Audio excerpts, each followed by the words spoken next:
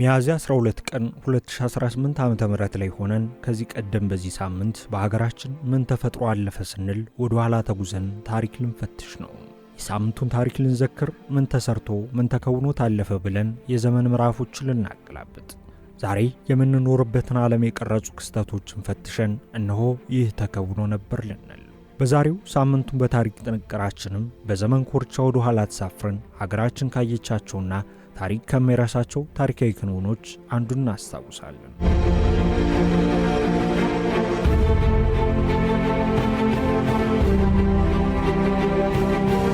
96 ዓመታት በፊት በዚህ ሳምንት ሚያዝያ 12 ቀን የንጉሠ ነገሥት ቀዳማዊ አፄ ኃይለ ሥላሴ ልጅ የራስ ደስታ ዳምጠውና የልዕልት ተናኝ ወርቅ ኃይለ ሥላሴ ሴት ልጅ የሆኑት ልዕልት ሂሩት ደስታ ዳምጠው ይህችን ምድር ተቀላቀሉ።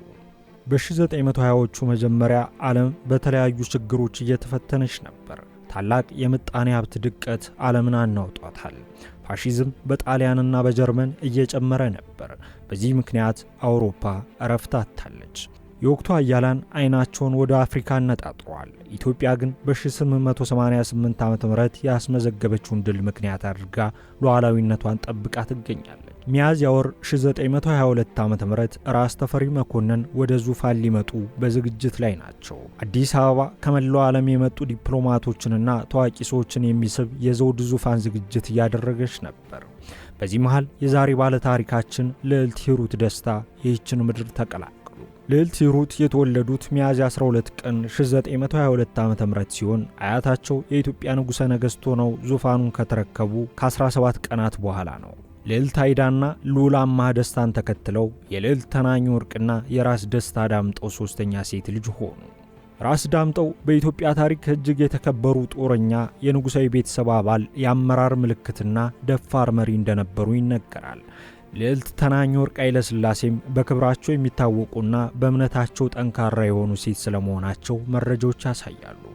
ታዲያ እንዲህ ካለው ቤተሰብ የተገኙት ልዕልት ሂሩት ደስታ ዘመናዊነትን ከትውፊት ጋር ባዛመደ መልኩ ማደጋቸውን የታሪክ ማህደራቸው ያሳያል። በኢትዮጵያ ንጉሣዊ አገዛዝ ዘመን አዲስ ሕፃን የተስፋ የበረከትና የሰሎሞን ስርወ መንግሥት መስፋፋት ምልክት ተደርጎ ይታመናል። የልዕልቷ አያት ቀዳማዊ ንጉሠ ነገሥት አፄ ኃይለ ሥላሴ ዙፋን ላይ ለመውጣት ሰፊ ዝግጅት እየተደረገ ባለበት በዚያን ወቅት የልዕልት ሂሩት መወለድ ይዞት የመጣው ተስፋም ይህንኑ ነው። ሆኖም ዕጣ ፈንታ ሌላ መልእክት ነበራት። በግንቦት ወር 1928 ዓ.ም ማለትም ልዕልት ሂሩት ገና የ6 ዓመት ልጅ እያሉ ፋሺስት ጣሊያን ኢትዮጵያን ወረረች። የሞሶሎኒ ጦር ቀደም ሲል ጣሊያን በአድዋ ላይ የደረሰባትን ሽንፈት ለመበቀል ቆርጦ በኬሚካል ጋዝ ጦርነት ጀመረ። እናም የጅምላ በቀሉን ጭካኔ በተሞላበት ዘመቻ አጧጧፈ። የንጉሠ ነገሥቱ ቤተሰብ ወደ ስደት ገባ። ዕጣ ፈንታ አቅጣጫዋን ቀይራ የደስታው ጊዜ በውጣ ወረድ ተተካ። ልዕልት ሂሩት እናታቸው፣ ወንድሞቻቸው እንዲሁም ንጉሠ ነገሥቱን ጨምሮ ከኢትዮጵያ ወጡ። ይህ ከባድ የፖለቲካ ብቻ ሳይሆን የሥነ ልቦና ጉዳትም ሆነ። የልዕልቷ የልጅነት ጊዜም በፈተና ታጠረ። አባታቸው ራስ ደስታ ዳምጠው ከኋላ ቀርተው ፋሺስቱን ለመዋጋት ቆረጡ። በደቡብ ኢትዮጵያ ተቃውሟቸውን ጀመሩ። ከመዳን ይልቅ ኃላፊነትን መረጡ። ከወራት ትግል በኋላ ግን በ1929 ዓ.ም በፋሺስት ኃይሎች ተይዘው ተገደሉ። በስደት ላይ ለነበረች አንዲት ትንሽ ልጅ ይህ ሞት ለመረዳት የማይቻል ይሆናል። የልዕልት ሂሩት አባት ራስ ደስታ ዳምጠው መሞት በልዕልቷ ትንሽ አእምሮ ላይ ከፍተኛ ተጽዕኖ ነበረው። ከዚያን ጊዜ በኋላ ለልዕልት ሂሩት ሐዘን ከማንነት ጋር የተቆራኘ ሆነ።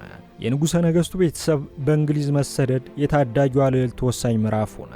እርሳቸውና ቤተሰቦቻቸው ከኢትዮጵያ ሕይወት ርቆ ወደሚገኝ ሕይወት መላመድ ግዴታ እንጂ የአማራጭ ጉዳይ አልነበረም። ልዕልት ሂሩት እንግሊዝ ውስጥ በፔንዛዝ ኮርንዋል በሚገኘው የቅዱስ ክሌር ቦሊቶ ትምህርት ቤት ተምረዋል።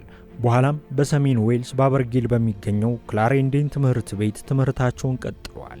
ይህ ሂደት በልዕልት ሂሩት ውስጥ አዲስ ነገር ነበር። ከባህል መራቅ፣ አዳዲስ ቋንቋ መልመድ፣ ከአፍሪካ ደጋማ ቦታዎች ወደ ዌልስ ዳርቻዎች መጓዝ ትልቅ ለውጥ ነበር። ስደት ሊያጠነክር ይችላል። በልዕልት ሂሩት መነጽር ስናየውም ስሜታቸውን ያሻሻለና ዓለም አቀፍ እይታቸውን ያሰፋ ነበር። በቅርብ ያውቋቸው የነበሩ የታሪክ ምሁራን ተግባራዊ፣ ጠንካራና ለመግባባት የማያስቸግሩ ሴት አድርገው ይገልጿቸዋል። በለጋ ዕድሜያቸው ከቤተሰቦቻቸው ጋር ካሳለፉት የስደት ሕይወት የተማሩት አንድ ነገር ጽናት መሆኑንም እነዚህ የታሪክ ምሁራን ይመሰክራሉ። 1933 ዓ.ም ሚያዝያ ወር መጨረሻ ላይ ኢትዮጵያ ነጻ ወጣች። ንጉሠ ነገሥት አፄ ኃይለ ሥላሴ ወደ ዙፋኑ ተመለሱ። የንጉሠ ነገሥቱ ቤተሰብም ወደ ቤታቸው ተመለሱ። ልዕልት ሂሩት የ6 ዓመት ልጅ ሆነው ጥለዋት የሄዱትን አገር በ11ኛ ዓመታቸው አዩአት። እንደተመለሱ በእቴጌ መነን የሴቶች ትምህርት ቤት ትምህርታቸውን መከታተል ጀመሩ። ትምህርት ቤቱ በአያታቸው ለኢትዮጵያ ልጃገረዶች የትምህርት ዕድሎችን ለማስፋፋት የተመሠረተ ነበር። ከተማሪነት እስከ መምህርነትም አገለግሉ። በመጨረሻም የትምህርት ቤቱ ዳይሬክተር ሆነው አገልግለዋል። ለበርካታ ዓመታትም በዚሁ ኃላፊነት አገልግለዋል። ልዕልት ሂሩት ትምህርትን እንደ ማብቃት ብቻ ሳይሆን እንደ እድገት መሠረት ይመለከቱ ነበር። ዘመናዊነትን ለማስረጽ በምትጥር ኢትዮጵያ ውስጥ የልዕልት ሂሩት አገልግሎት ወጣት ሴቶችን ለመቅረጽ ረድቷል። ከእቴጌ መነን ትምህርት ቤት አገልግሎታቸው ቀጥሎ በሕይወት ዘመናቸው ወደማይረሳው የሙያ ዘመናቸው ስንሻገር ላሊበላን እናገኛለን። ልዕልት ሂሩት የላሊበላ አብያተ ክርስቲያናት እድሳት ኮሚቴ ሊቀመንበር ሆነው ተሾሙ። ለኢትዮጵያ የክርስትና ቅርስ ሕያው ምስክርነት በሆነው ቦታ ላይ እንዲህ አይነቱ ኃላፊነት በእምነታቸው ጠንካራ ለነበሩት ልዕልት ሂሩት ትልቅ ነበር። በከተማዋ 5 ዓመታትን አሳልፈዋል። ከቀየው ሰው ጋር ተላምደው ኃላፊነታቸውን በሚገባ ተወጥተዋል። አብያተ ክርስቲያናትን ለመጠበቅ ሰርተዋል። የከተማዋን ሰዎች ሕይወት ለማሻሻል ብዙ ጥረዋል። ላሊበላን ለትውልድ አስቀጥለዋል። ከዓለም ጋር የሚያገናኘው ዘመናዊ መንገድ እንዲረጋገጥ፣ ተደራሽነት እንዲዳብር ረድተዋል። ለከተማ ነዋሪዎች የኤሌክትሪክ ኃይል አስገብተዋል። በላሊበላ የመጀመሪያው የቱሪስት ሆቴል የሆነው የሰባት ወይራ ሆቴልን ግንባታ ነድፈዋል። ከተማዋን ወደ ዓለም አቀፍ የቅርስ መዳረሻ እንድትለወጥ ያበረከቱት አስተዋጽኦ በቀላሉ የሚለካ አይደለም። ዛሬ ላሊበላ በዓለም ላይ ካሉት እጅግ አስደናቂ የባህል ቦታዎች አንዱ እንደሆነ ይታወቃል። የቱሪዝም ፍሰቱ እንዲጨምርና መሠረተ ልማት እንዲስፋፋ ያደረጉት ግን ልዕልት ሂሩት ደስታ ናቸው። ዛሬም በቦታው የልዕልት ሂሩት አሻራዎች ይገኛሉ። ልዕልት ሂሩት ጠንካራና ተግባራዊ ስለመሆናቸው ይህ ሙያዊ ታሪክ ምስክር ነው።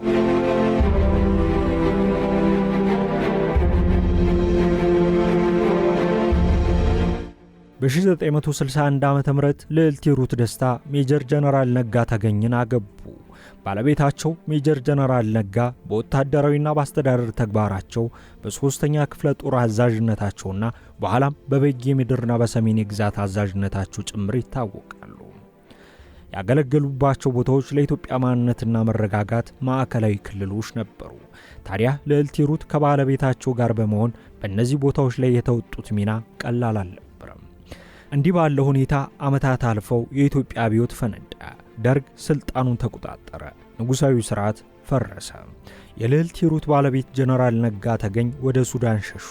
ልዕልት ሂሩት ግን ከእናታቸው ከልዕልት ተናኝ ወርቅና ከእህቶቻቸው ጋር በአዲስ አበባ ቆዩ።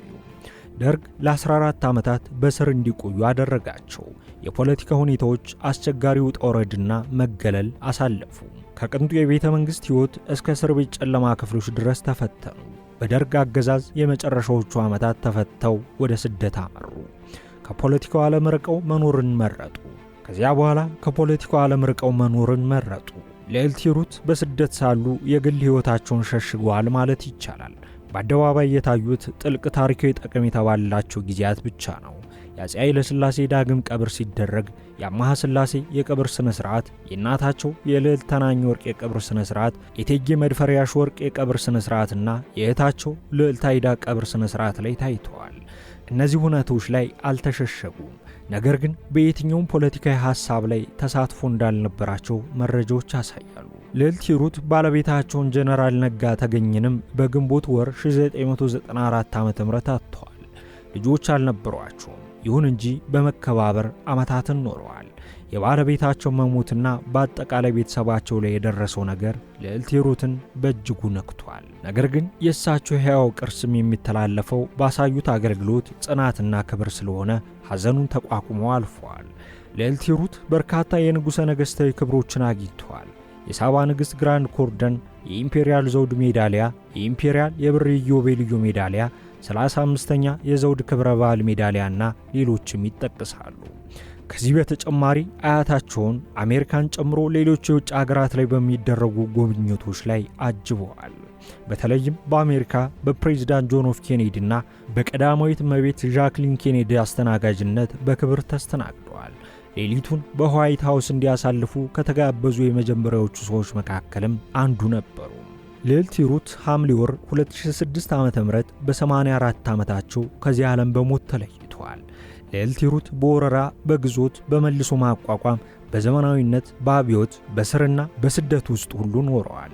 ቅርስን መጠበቅ፣ በትህትና ማገልገል፣ በመከራ ውስጥ መጽናትና በዝምታ መክበር ትተውልን ያለፏቸው ትምህርቶች ናቸው።